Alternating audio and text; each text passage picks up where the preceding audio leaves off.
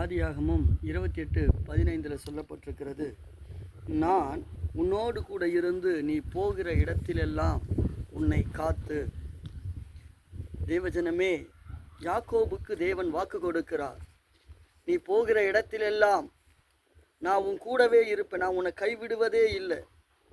அப்படி வாக்கு கொடுத்த தேவன், யாக்கோபு தேவனுக்கு பயந்து நடந்தபடியினால் போகிற எல்லா இடத்திலும், நீங்கள் வேதத்தில் வாசித்து பார்த்தீங்கன்னா தெரியும், தேவன் யாரெல்லாம் தேவனுக்கு பயந்த ஒரு வாழ்க்கையை வாழ்கிறார்களோ அவர்களோடு கூட இருப்பார். இன்றைக்கு நீங்கள் வாழ்ந்து கொண்டிருக்கிற உங்கள் வாழ்க்கையோடு கூட தேவன் இருக்கிறார். யாக்கோபுக்கு வாக்கு கொடுத்ததை போல, நான் நீங்க போகிற இடத்திலெல்லாம் உங்க கூடவே இருப்பேன், உங்க கால்கள் வழுவாதபடிக்கு, நீங்கள் உங்க வாழ்க்கையில சோர்ந்து விழுந்து அழிந்து போகாதபடிக்கு, உங்களை தாங்குகிற ஆசீர்வாதத்தின் கரம் அது உங்களோடு கூட இருக்கும்படிக்கு, நான் உங்க கூடவே இருந்து உங்களை ஆசீர்வதிப்பதற்காக, உங்களை உயர்த்துவதற்காக, பல கூட்ட ஜனமாய் பெருகும்படியாக யாக்கோபுக்கு வாக்கு கொடுத்ததை போல இன்றைக்கு நான் உங்களுக்கு வாக்கு கொடுக்கிறேன் என்று தேவன் வாக்கு கொடுக்கிறார். அவர் உங்களோடு கூட இருந்து உங்களை ஆசீர்வதிக்க போகிறார், பல கூட்ட ஜனமாகும்படி.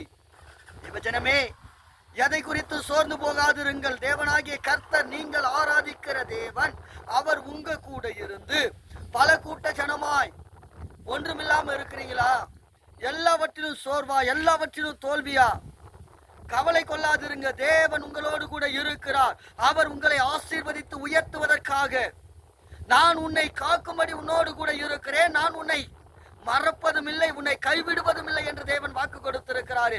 அதே வாக்குத்தத்தத்தை இன்றைக்கு உங்களுக்கு கொடுக்கிறார்.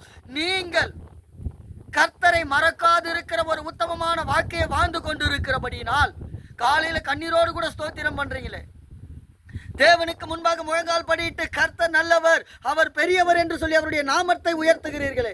யாக்கோபுக்கு வாக்கு கொடுத்த தேவன் அல்லவா? அவர் உங்களோடு கூட இருக்கிறார் அல்லவா? தேவஜனமே, நிச்சயமாய் உங்க வாழ்க்கையில ஒரு மாற்றத்தை தேவன் கொடுத்து, மிகப்பெரிய ஒரு ஆசீர்வாதமான வாழ்க்கையை கொடுத்து, நீங்கள் எல்லாருடைய கண்களுக்கு முன்பாக ராஜாக்களின் மத்தியில் அமருகிறதான ஒரு ஆசீர்வாதமான ஒரு வாழ்க்கையை பல கூட்ட ஜனமாய். இன்றைக்கு நீங்க ஒண்ணுமே இல்லாம இருக்கலாம், பெருங்கையோடு கூட கடந்து போகலாம்.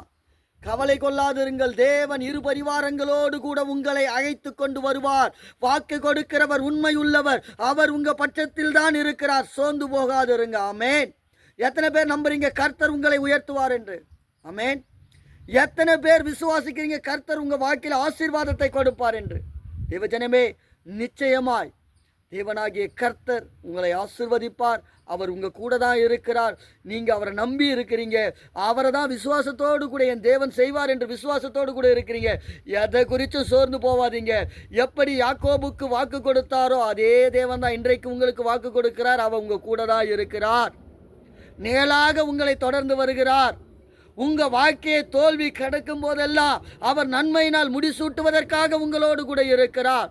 நிச்சயமாய் ஜெயம் கொடுக்கிற தேவனாலே உங்கள் வாழ்க்கை ஆசீர்வாதமாய் மாறும். நீங்கள் எதை குறித்து சோர்ந்து போகாதபடிக்கு கர்த்தருடைய நாமத்தை உயர்த்துகிறதான அந்த வாழ்க்கைக்குள்ள வாழ்ந்து கொண்டு இருக்கிறபடினால் நிச்சயமாய் தேவன் உங்களை உயர்த்துவார், உங்களை ஆசீர்வதிப்பார். யாக்கோபு எப்படி ஒண்ணுமே இல்லாம கடந்து போனாருங்க, ஆனா தேவன் அப்படி விடலையே. மிகப்பெரிய ஒரு ஆசீர்வாதத்தோடு கூட அல்லவா திரும்பி வர பண்ணினார். நிச்சயமா இன்றைக்கு நீங்க ஒண்ணும் இல்லாம இருக்கலாம். கர்த்தர் உங்களை பார்த்து தான் சொல்றாரு, நீ கவலைப்படாத, பல கூட்ட ஜனமாகும்படி, உன் வாழ்க்கை ஆசீர்வாதமாய் மாறும்படி தேவன் பெரிய காரியத்தை செய்து உங்களை ஆசீர்வதித்து உயர்த்துவார். கர்த்தரை நம்புங்க, விடாம ஸ்தோத்திரம் பண்ணுங்க, எப்போது கர்த்தருக்கு முன்பாக காத்திருங்க. உங்க வாழ்நாட்கள்ல தேவனுக்கு முன்பாக உத்தமமாய் நடக்கிற அந்த பாதையை மாத்திரம் தெரிந்தெடுங்க. கர்த்தர் உங்க கூட இருந்து உங்களை ஆசீர்வதிப்பாராக.